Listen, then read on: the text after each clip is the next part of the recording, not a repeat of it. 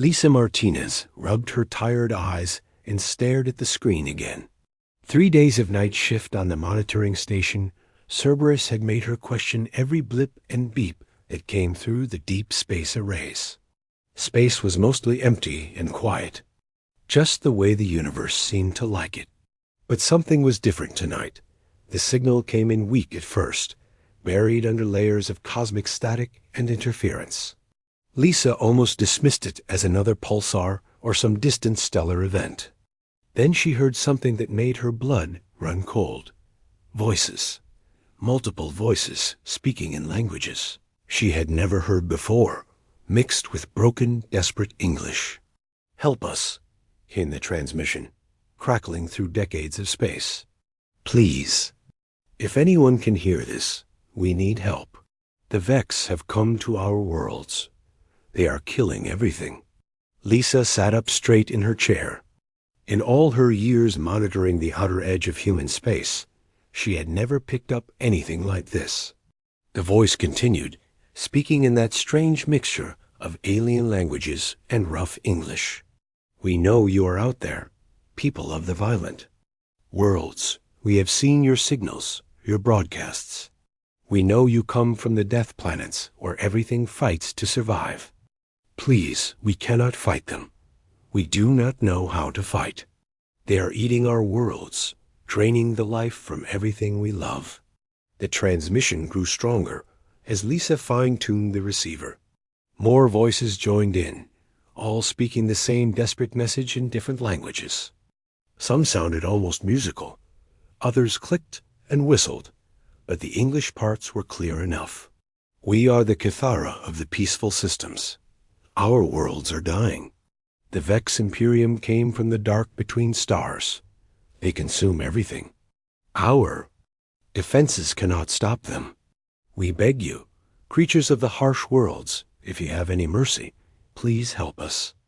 We offer everything we have. Please." Lisa's hands shook as she recorded the message. First contact. This was actually first contact with alien life, and it was a distress call. She reached for the emergency communication button that would wake up Captain Jake Sullivan, but hesitated. What if this was some kind of hoax? What if she was hearing things after too many hours on duty? The signal suddenly grew much stronger, as if the transmitters on the other end had been boosted to maximum power. Lisa could hear explosions in the background now, the sound of something terrible happening far away in space.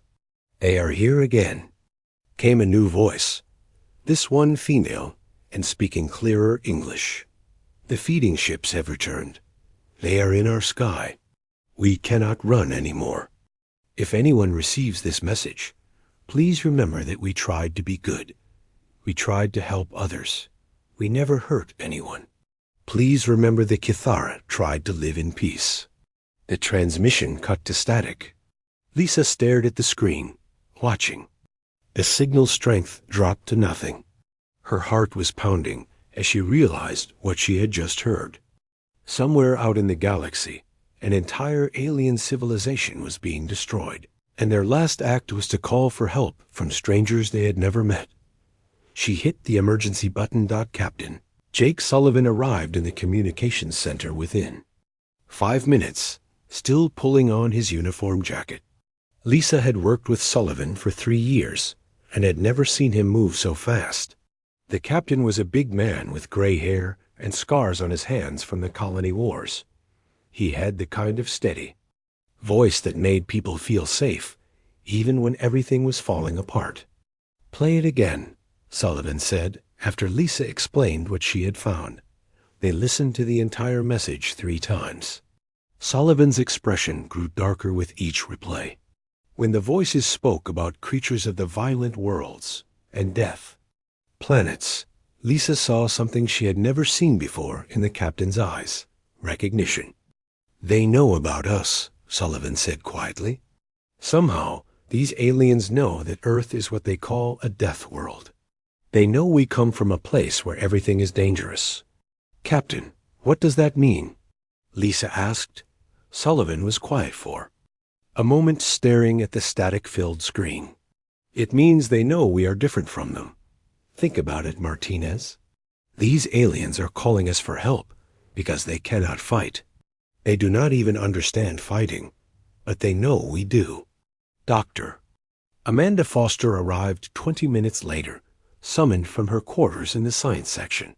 Foster was the station's lead xenobiologist, a thin woman with sharp eyes who had spent her entire career studying the possibility of alien life. She had never expected to encounter it through a distress call. "This is incredible," Foster said, as she analyzed the signal patterns. "Look at these linguistic structures. Multiple species, all working together to send this message. And the way they speak about their worlds, no mention of weapons, armies, or defenses in the military sense. They talk about harmony barriers and peace shields. What does that tell you, Doctor?" Sullivan asked. Foster pulled up a display showing the signal's origin point. "It tells me these aliens evolved on worlds nothing like Earth. Captain, listen to how they describe their planets. Gentle weather, abundant food, no dangerous animals. They call these things normal. To them, a world like Earth, where storms can kill you and animals hunt each other, is unimaginable." Lisa watched the display showing the estimated location of the signal. It was far beyond the edge of human space, in a region they had never explored. "Doctor, if their worlds are so peaceful, how did they learn to use radio technology? How did they develop space travel?" "That's the fascinating part," Foster replied. "They probably developed technology for exploration and communication, not survival.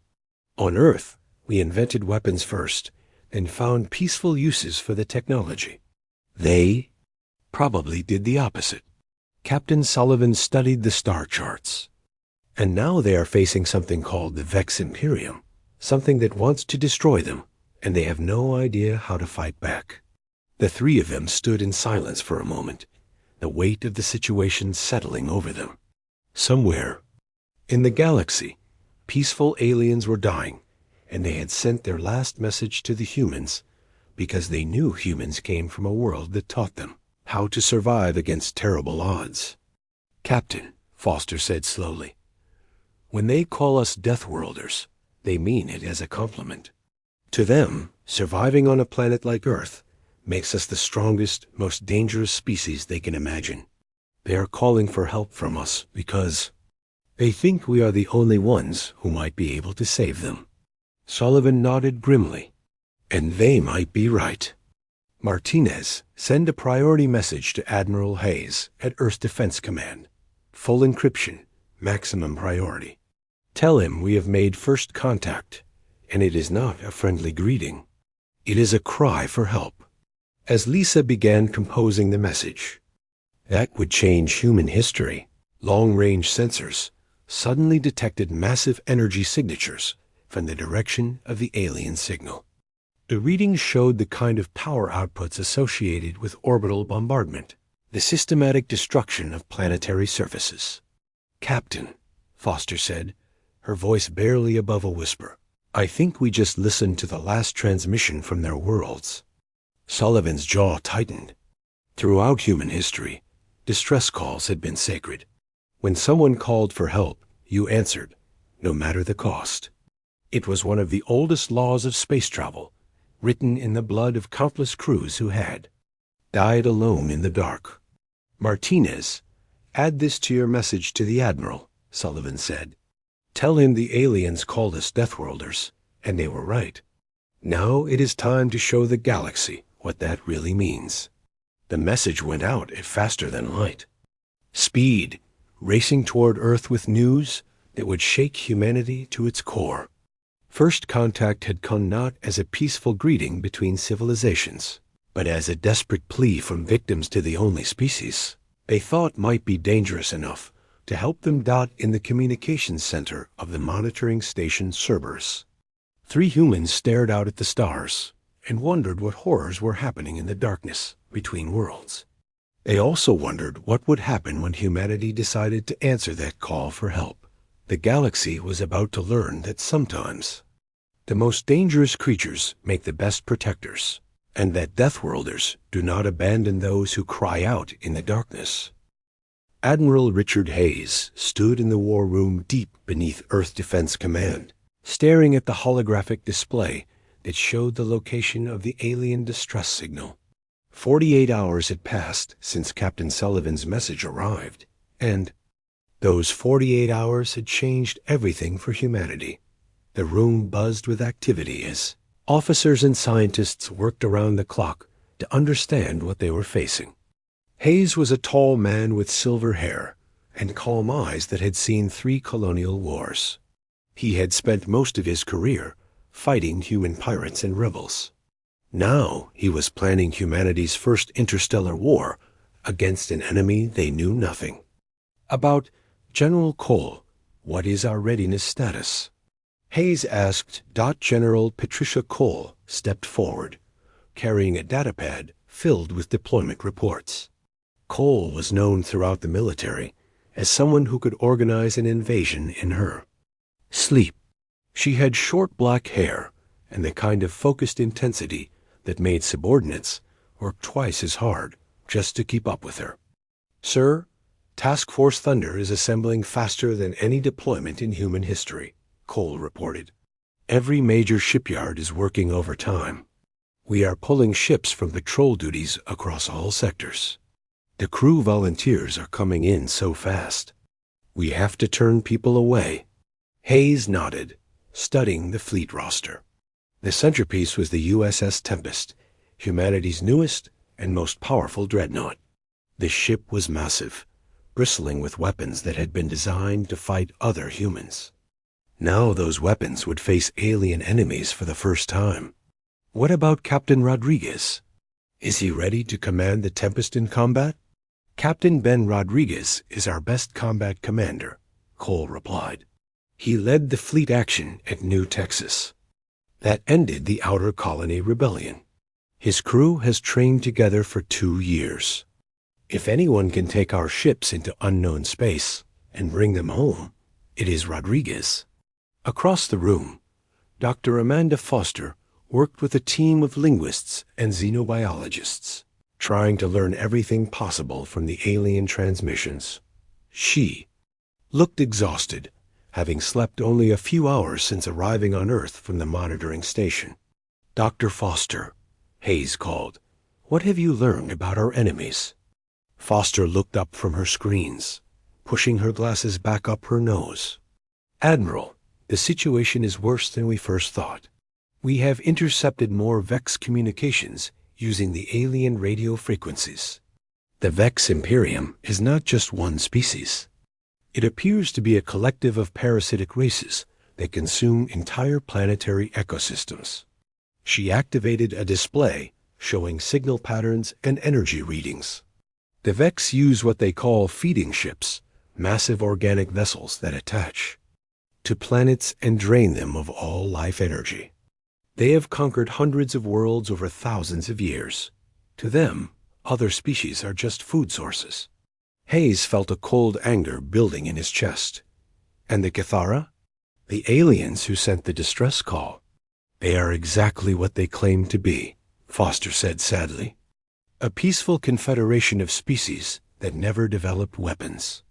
Their worlds have no dangerous weather, no predatory animals, abundant resources. They evolved to cooperate, not compete. The concept of warfare is completely foreign to them. Professor Helen Wright, the chief linguist, joined the conversation. Wright was an older woman who had spent decades studying human languages and communication. Now she was humanity's expert on alien speech patterns. Admiral, I have been analyzing the linguistic structures in their messages, Wright said. The Cathara languages have no words for military concepts that we take for granted. No terms for weapons, tactics, or combat formations. When they tried to describe their situation to us, they had to borrow words from our radio broadcasts because their own languages lacked the vocabulary for war. Hayes walked to the large window that looked out over the shipyards. Below, thousands of workers swarmed over the hulls of warships, loading weapons and supplies for the journey ahead. The sight filled him with both pride and sadness. Humanity was preparing to fight a war for people they had never met, against enemies they did not understand. What about their technology? Hayes asked. Can they help us in any way? Foster shook her head. Their technology is advanced, but it is all designed for peaceful purposes.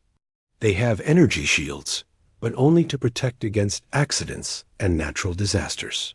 They have spacecraft, but no weapon systems. Admiral, they literally do not know how to hurt another living being on purpose. In another section of the complex, Colonel Chris Baker was preparing his Marines for humanity's first alien war. Baker was a veteran of ground combat who had earned his reputation in the brutal fighting on Mars during the colonial wars. He was a compact man with steady hands and eyes that missed nothing. The 15th Assault Marine Division, known as Deaths, head for their skull insignia, was humanity's most elite fighting unit. These Marines had trained for every type of combat humans could imagine: shipboarding actions, planetary assault, urban warfare, and survival in hostile environments. Listen up, Baker told his assembled officers. We are going to fight aliens, but they are still flesh and blood. Our weapons will work on them. Our tactics will work on them. The only difference is that we have never fought this particular enemy before. Major Amy Chun, Baker's second-in-command, raised her hand. Chun was a small woman who looked harmless until you saw her in combat. She had led more boarding actions than any other Marine in the fleet. Colonel, what do we know about Vex combat? Capabilities? Baker activated a holographic display showing the limited intelligence they had gathered. The Vex appear to be individually tough, but they rely on overwhelming numbers and energy-draining attacks. They have never faced opponents who use kinetic weapons, bullets, explosives, and good old-fashioned violence. Sergeant Tony Walsh, a grizzled veteran with scars covering his arms, spoke up from the back of the room. Sir, are we really going to war to help aliens we have never seen? Baker looked at Walsh with respect. The sergeant had fought beside him in a dozen battles and had earned the right to ask hard questions. Walsh, that distress signal was sent by beings who are dying because they cannot defend themselves. They called us for help because they know we come from a world that taught us how to fight. If we do not help them, who will? The room fell silent as the Marines considered this. These were men and women who had chosen to be professional soldiers, trained to fight and die for others. The fact that those others were aliens did not change the moral equation. Meanwhile, Lieutenant Sophie Turner worked in the engineering bays, overseeing the loading of humanity's most powerful weapons. Turner was a combat engineer who specialized in demolitions and siege warfare. She had the technical knowledge to turn almost anything into a weapon. Careful with those antimatter charges, Turner called to her crew as they loaded the specialized weapons onto the assault ships. Each one of those has enough power to crack a moon. The weapons being loaded were a catalog of human military developments spanning centuries. Nuclear warheads that could destroy cities, kinetic penetrators that could punch through solid rock, chemical agents that could clear underground bunkers, and conventional explosives in quantities that would shock peaceful civilizations. But the most disturbing weapons were the simplest ones. Rifles that fired metal bullets designed purely to destroy flesh and bone. Flamethrowers that used fire as a weapon. Blade weapons for close combat. To a species that had never known violence, these would seem like the tools of demons. Captain Rodriguez arrived at the Tempest, just as the final supplies were being loaded. Rodriguez was a man in his 40s with steady nerves and the kind of tactical mind that could see 3 moves ahead in any battle. His crew trusted him completely, which was essential for the mission ahead.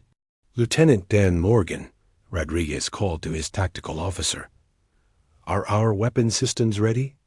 Morgan was a young officer who had graduated at the top of his class from the Naval Academy. He was brilliant with military technology and had spent months studying the limited data about Vex ships. "Captain, all weapons are loaded and tested.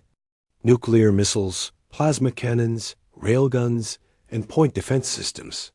We also have the new experimental weapons that Research Division wanted to test in combat." Rodriguez nodded approvingly. The Tempest represented the peak of human military technology, designed to fight wars across interstellar distances. Soon it would face its first test against alien enemies. As the fleet preparation continued, more intercepted Vex communications arrived through the deep space arrays. The translations painted a picture of an empire built on consumption and conquest, spreading across the galaxy like a plague. Dr. Foster brought the latest intelligence to Admiral Hayes personally. "Sir, we have confirmed our worst fears. The Vex Imperium consists of dozens of species that have been conquered and converted into parasites. They consume not just resources, but the life force of entire worlds. They leave nothing behind but dead planets." Hayes studied the reports, his jaw tightening with each page. "Doctor, how many worlds have they destroyed?"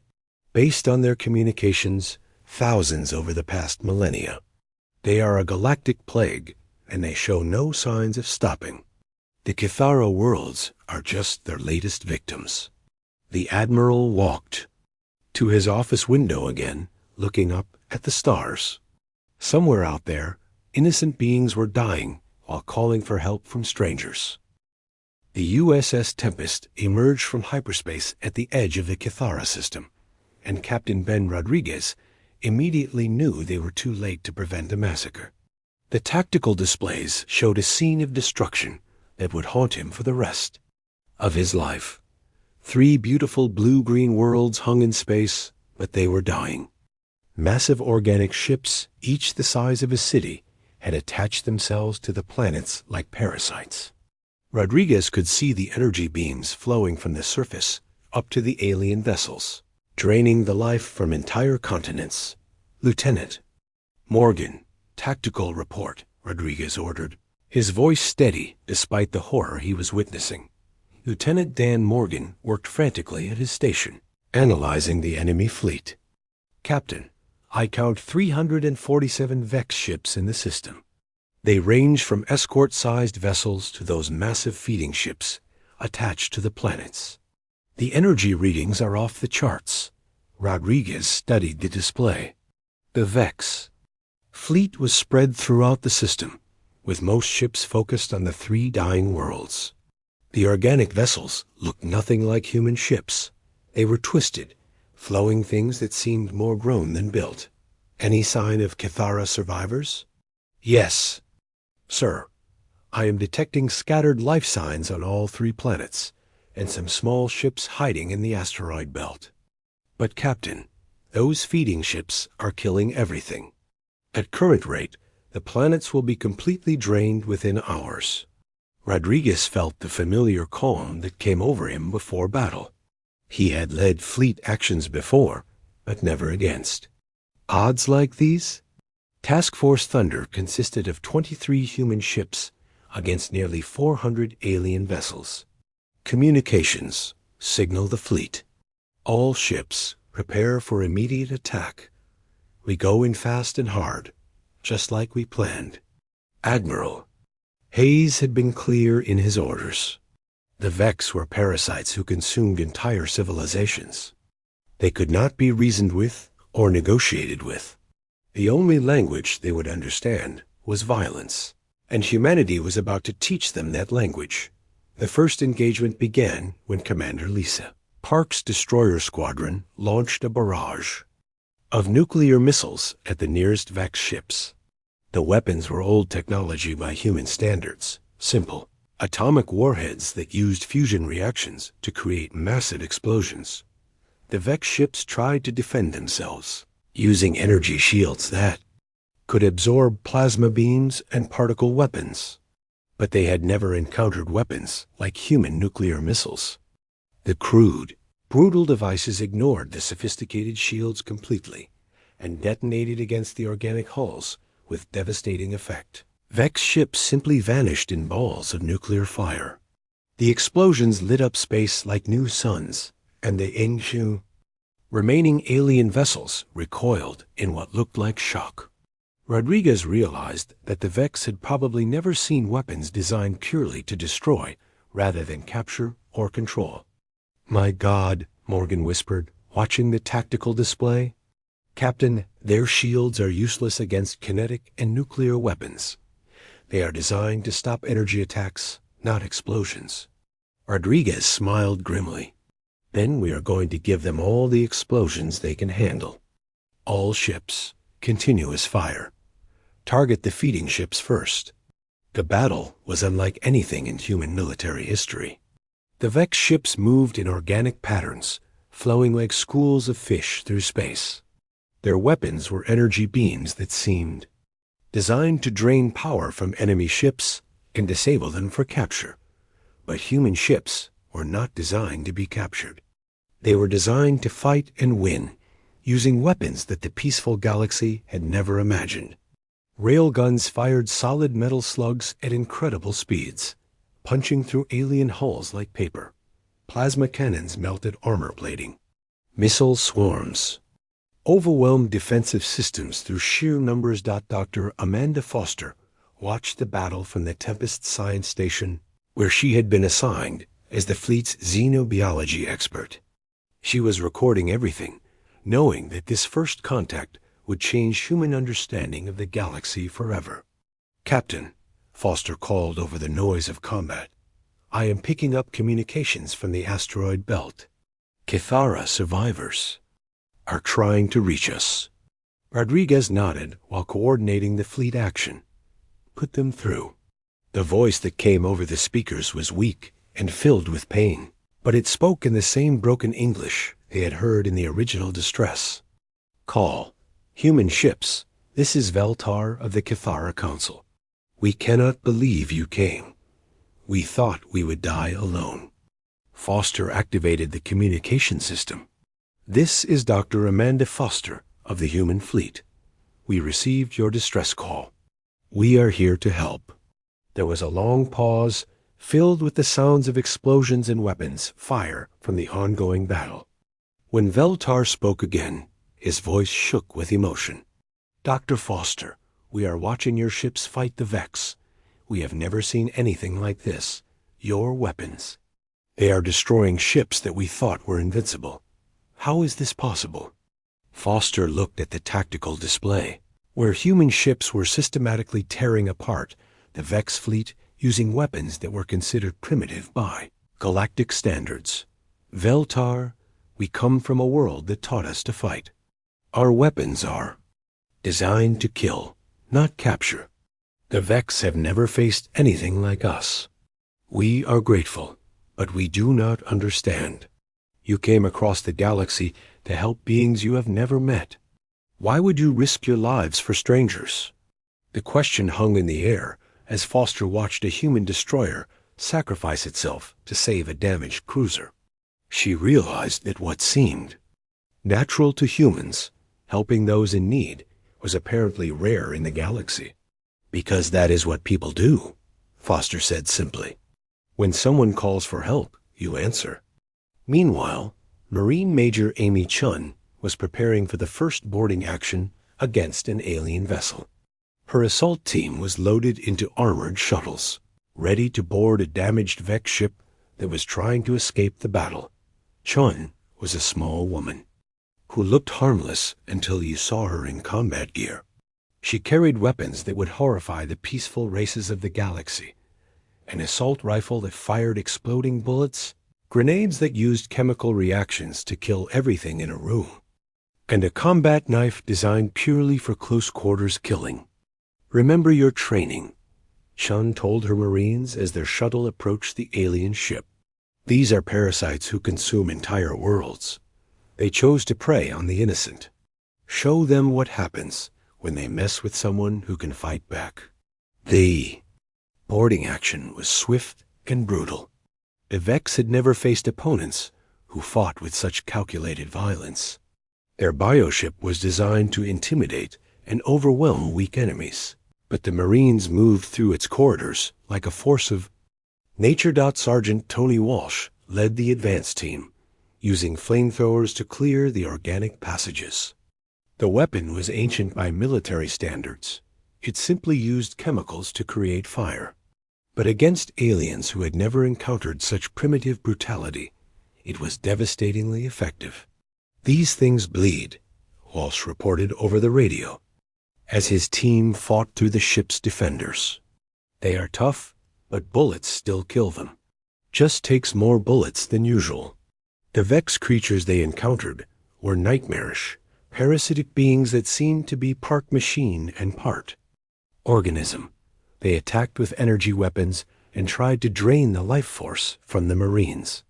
But human combat armor was designed to fight other humans, and it protected against energy attacks quite well. More importantly, the Marines fought with a ferocity that the Vex could not understand. These humans were not trying to capture or convert their enemies. They were trying to completely destroy them, using tactics developed over centuries of warfare on a death world. Back on the bridge of the Tempest, Rodriguez received reports from throughout the fleet. The battle was going better than anyone had dared hope. The Vex were retreating from 2 of the 3 planets, abandoning their feeding operations to deal with the human attack. "Captain," Morgan reported, "the alien fleet is trying to regroup. They are pulling back from the planets and forming a defensive formation around their command ship." Rodriguez studied the tactical display. The Vex command ship was massive, easily 10 times larger than the Tempest. It was covered in what looked like weapons ports and defensive systems. "Sir," Foster said from her station, "I am detecting a communication from that command ship." "They are trying to reach us." Rodriguez nodded. "Put it through. Let us hear what they have to say." The voice that came over the speakers was nothing like the gentle tones of the Kithara. It was harsh and cold, speaking English with a mechanical precision that suggested it had been learned rather than naturally acquired. "Human vessels, this is Prime Feeder Vextal of the consuming fleet. You have interfered with our harvesting operations. State your demands for compensation, and we will consider them." Rodriguez exchanged glances with Foster. The alien was talking like this was a business transaction, as if the destruction of entire civilizations was simply a matter of commerce. Foster activated the communication system. "This is the human fleet. We demand that you leave this system immediately and never return. The Kithara are under our protection now." There was a pause, and what sounded like alien laughter. "Humans, you misunderstand the situation. We are the Vex Imperium. We have consumed 1,000 worlds and 10,000 species. You will withdraw, or you will be added to our fleet as processed biological material." Rodriguez had heard enough. The destruction of the Vex command ship sent shockwaves through both fleets. Captain Rodriguez watched on the main screen as the massive biovessel broke apart in a series of explosions that lit up half the solar system. The smaller Vex ships scattered like frightened animals, but there was nowhere for them to run. "All ships, pursue and destroy," Rodriguez ordered. "Do not let any of them escape to warn the rest of their empire." The human fleet spread out across the system, hunting down the fleeing Vex vessels with methodical precision. What followed was not really a battle anymore. It was an execution, carried out by soldiers who had seen what these parasites did to innocent worlds. Doctor Amanda Foster monitored the communications channels, listening to the panicked transmissions between Vex ships. Through her translation equipment, she could hear the fear in their alien voices as they realized they were facing something they had never encountered before. "Captain," Foster reported, "the Vex are transmitting emergency signals back toward their home territory. They are calling us death spawn and void killers. I think we have genuinely terrified them." Rodriguez nodded grimly. "Good. Fear is the only language bullies understand." Meanwhile, Colonel Chris Baker was preparing for the largest military operation in human history. His Marines were loading into assault shuttles, ready to attack 3 different Vex-occupied worlds simultaneously. The feeding ships were still attached to the planets, training the last remaining life from the surface.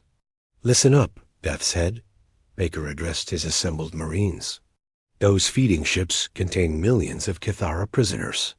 The aliens are using them as living batteries, slowly draining their life force to power their ships. We are going in to cut them free."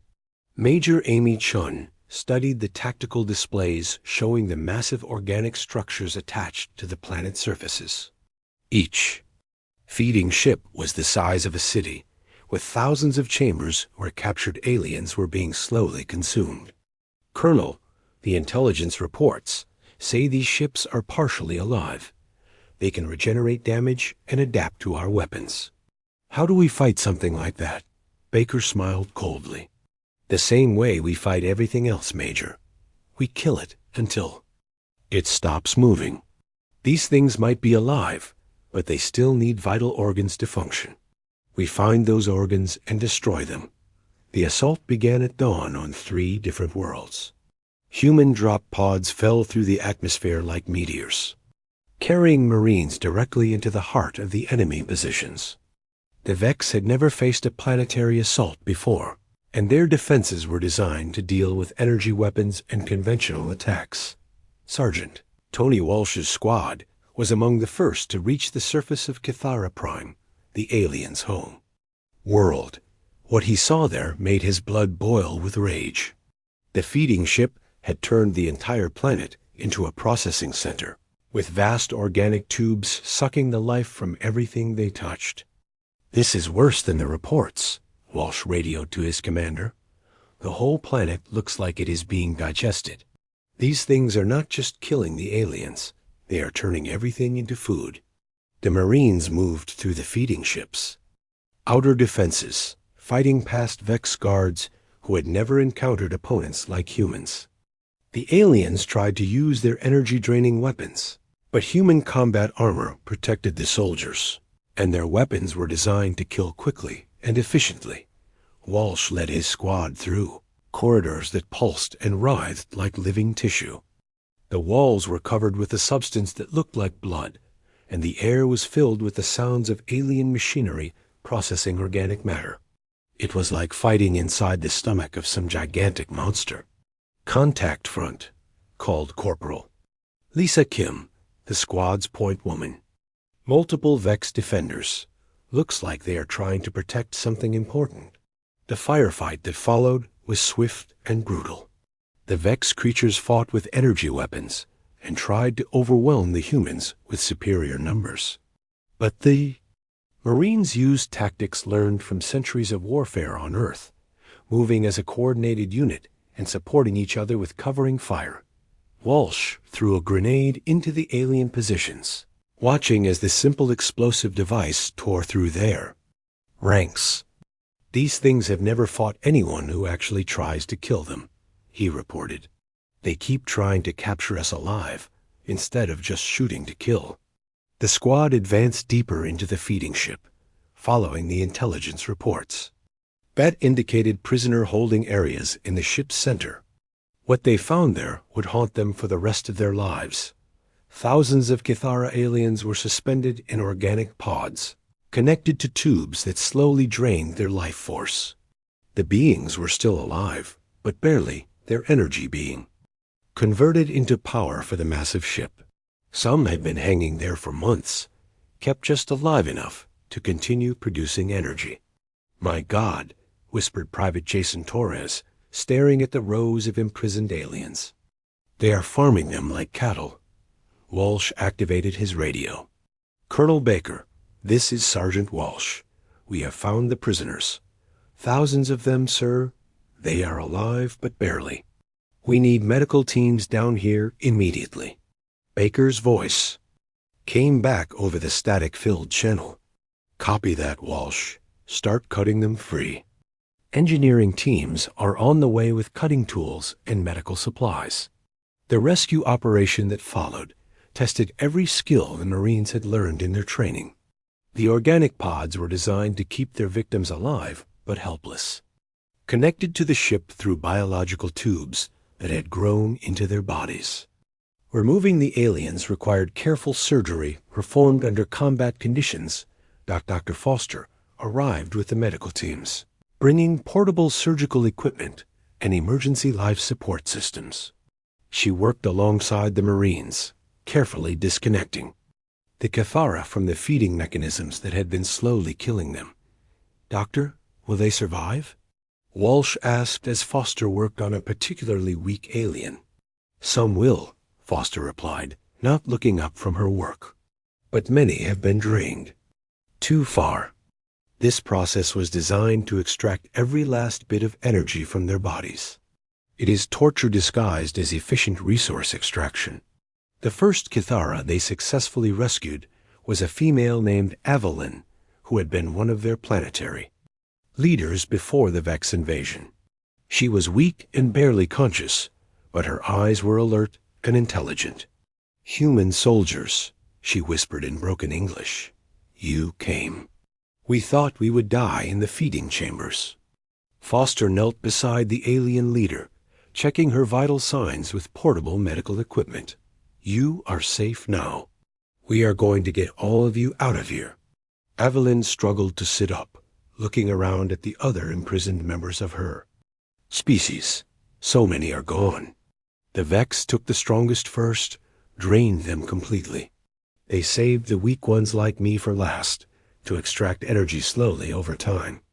Walsh felt his anger building as he listened to the alien's description of systematic torture. "Ma'am, we are going to make sure the Vex never do this to anyone again." While the rescue operations continued on the planet's surface, Lieutenant Sophie Turner was leading a demolition team deep into the feeding ship's core. Her mission was to plant antimatter charges that would destroy the massive vessel from the inside. Turner was a combat engineer who specialized in blowing things up, and she had never seen a target that deserved destruction more than this organic nightmare. The ship's core was a pulsing mass of biological machinery that converted captured life force into energy for the Vex fleet. "This thing is partially alive," Turner reported as her team placed the charges. "It actually reacts when we damage it. Like it can feel pain. That is just sick." The demolition team worked quickly, knowing that Vex reinforcements would arrive soon. The antimatter charges were humanity's most powerful non-nuclear weapons, capable of completely destroying anything they touched by converting matter directly into energy. "Charges placed and armed," Turner reported. "We have 5 minutes to reach minimum safe distance." The team raced through the ship's corridors as the countdown timer ticked away.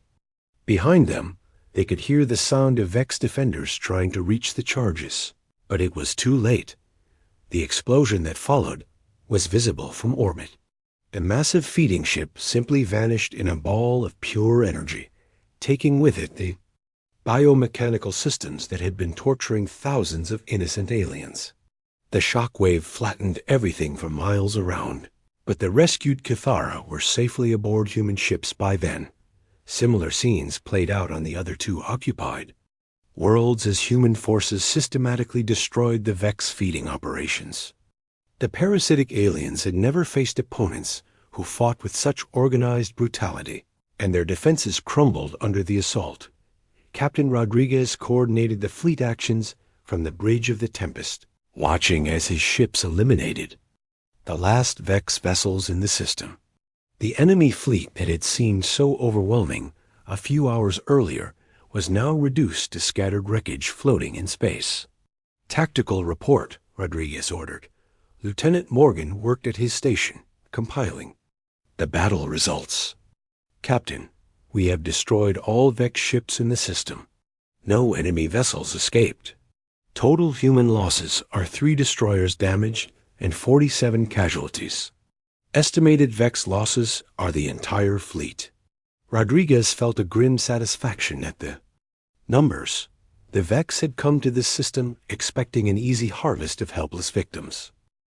3 days after the battle, long-range sensors aboard the USS Tempest detected something that made Captain Rodriguez's blood run cold. A massive energy signature was approaching the Kithara system, moving faster than anything they had seen before. It was bigger than the entire Vex fleet they had just destroyed. "Captain," Lieutenant Morgan reported from the tactical station, "that contact is enormous. It appears to be a single vessel, but it is the size of a small moon.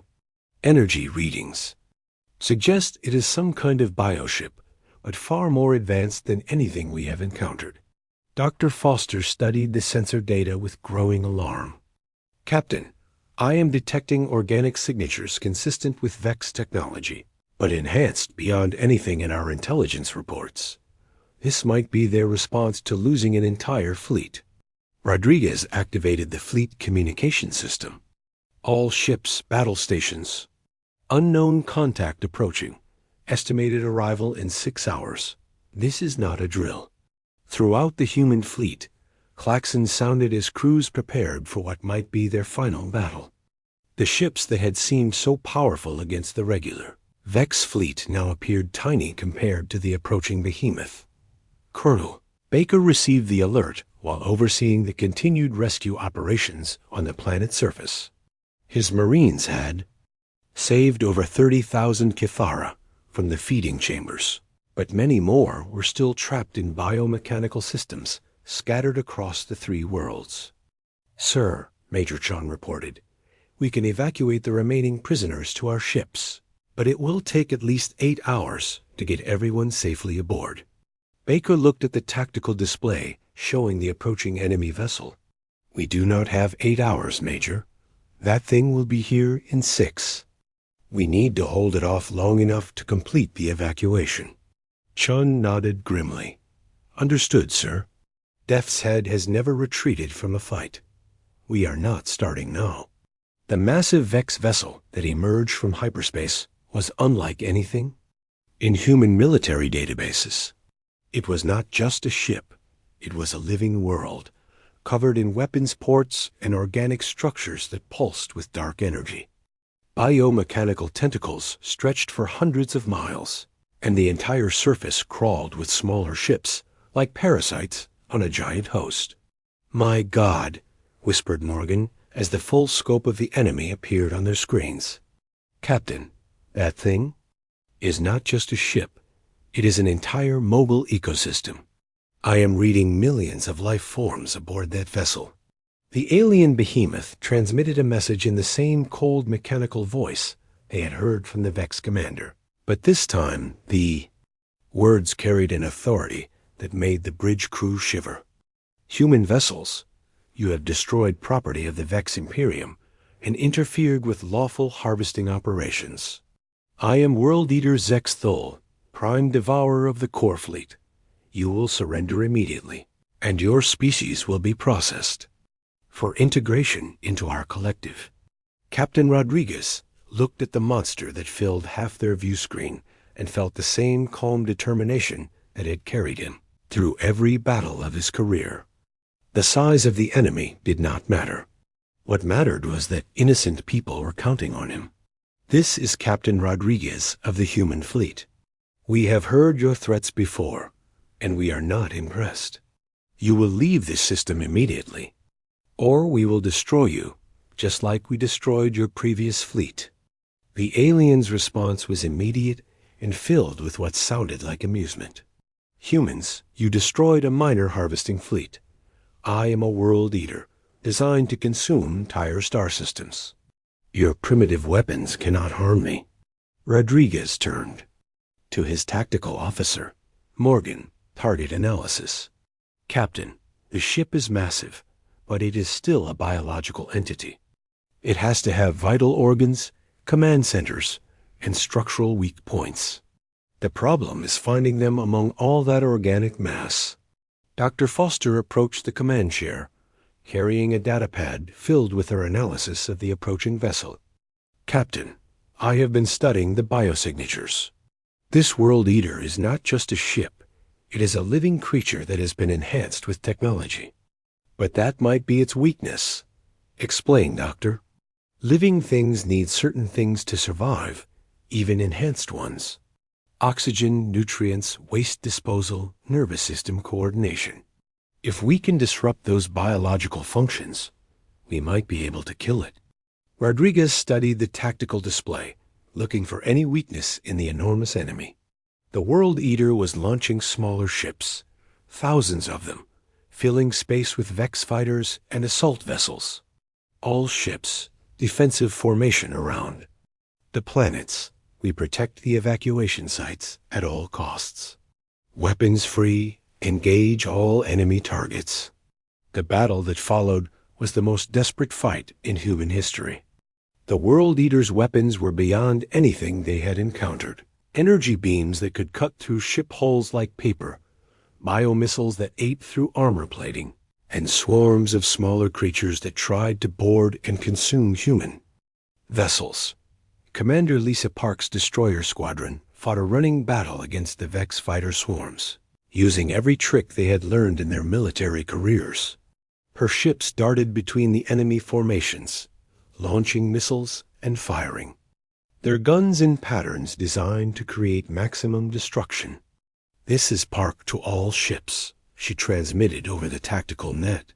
"These fighters are faster than the ones we fought before, but they still cannot handle our weapons. Stay together and keep firing." Meanwhile, Lieutenant Sophie Turner was leading the most dangerous mission of her career. Her engineering team had volunteered to take shuttles directly to the World Eater's surface, carrying antimatter charges large enough to damage the creature's vital organs. "Remember," Turner told her volunteers as their shuttles approached the massive bioship, "we are not trying to destroy this thing with explosives. We are trying to give it a heart attack. Target the major nerve clusters and biological command centers." The shuttles landed on the World Eater's surface like insects on the back of a whale.